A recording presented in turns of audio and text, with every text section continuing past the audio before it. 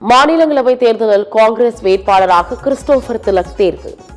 திமுக கூட்டணியில் காங்கிரசுக்கு ஒரு மாநிலங்களவை இடம் ஒதுக்கப்பட்ட நிலையில் காங்கிரஸ் வேட்பாளர் அறிவிப்பு.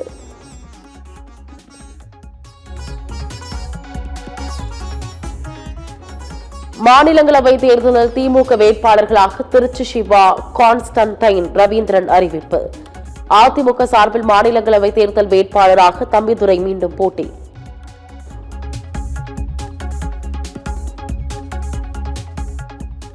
தமிழகத்தில் மாநிலங்களவை தேர்தலுக்கான வேட்புமனு தாக்கல் செய்ய இன்று கடைசி நாள். திமுக, அதிமுக மற்றும் அதன் கூட்டணி கட்சிகள் சார்பில் போட்டியிடும் 6 வேட்பாளர்களுக்கு இன்று வேட்புமனு தாக்கல்.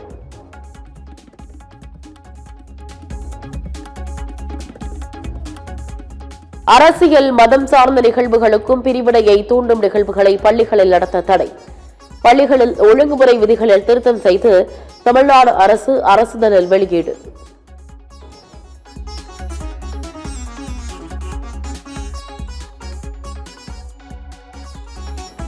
ஈரான் மீதான தாக்குதலுக்கு உதவ மறுத்த ஸ்பெயின் உடனான வர்த்தகத்தை துண்டிப்பதாக அதிபர் டிரம்ப் அறிவிப்பு.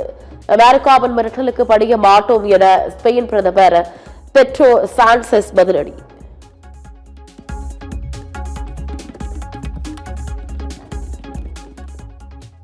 லெபனானில் தரைவழி தாக்குதலை தவிர்க்க வேண்டும். இஸ்ரேல் பிரதமருக்கு பிரான்ஸ் அதிபர் இமானுவேல் மேக்ரான் வலியுறுத்தல்.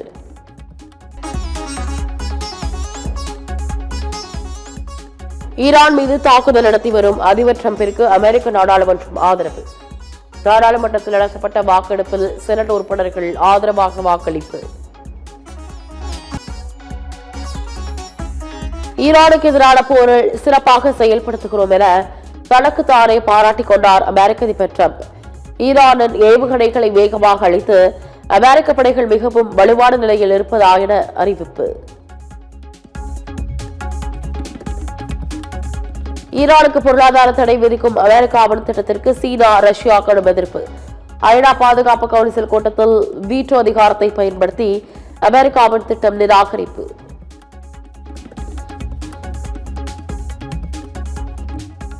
இந்தியாவில் இருந்து புறப்பட்ட ஈரான் போர்க்கப்பலை தாக்கி அளித்த அமெரிக்கா. 87 பேரின் சடலங்கள் மீட்கப்பட்ட நிலையில் 32 பேர் உயிருடன் மீட்பு.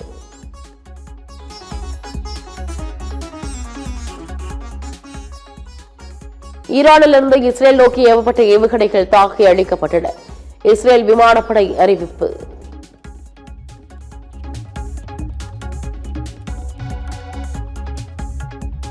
கூட்டணி வைக்காமல் தன்னால் வெற்றி பெற முடியும் என நாம் தமிழர் கட்சி ஒருங்கிணைப்பாளர் சீமான் நம்பிக்கை.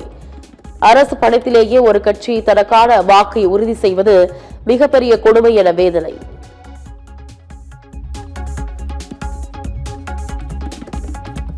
திருச்சி மாவட்டம் மணச்சநல்லூரில் தொடக்க வேளாண்மை கூட்டுறவு வங்கியில் கொள்ளை முயற்சி. பெட்டகத்தை திறக்க முடியாததால் 12 கோடி ரூபாய் மதிப்புள்ள தங்க நகைகள் மற்றும் பணம் தப்பியது.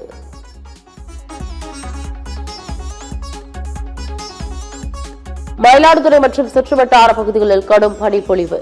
பொதுமக்களின் இயல்பு வாழ்க்கை பாதிப்பு.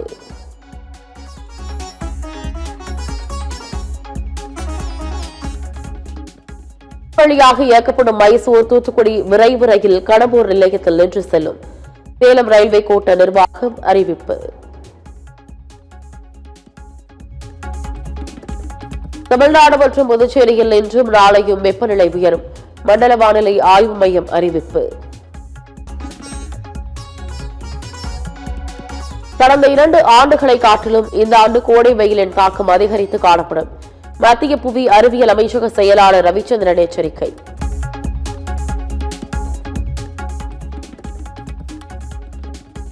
நேபாள் நாட்டில் பொதுத் தேர்தல் தொடங்கியது. வாக்காளர்கள் ஆர்வமுடன் வந்து வாக்களிப்பு. T20 உலகக்கோப்பை 2வது அரையிறுதியில் இந்தியா, இங்கிலாந்து அணிகள் இன்று பலப்பரட்சை. இங்கிலாந்து அணியை வீழ்த்தி 4வது முறையாக இறுதிப் போட்டிக்கு முன்னேற இந்திய அணி முனைப்பு.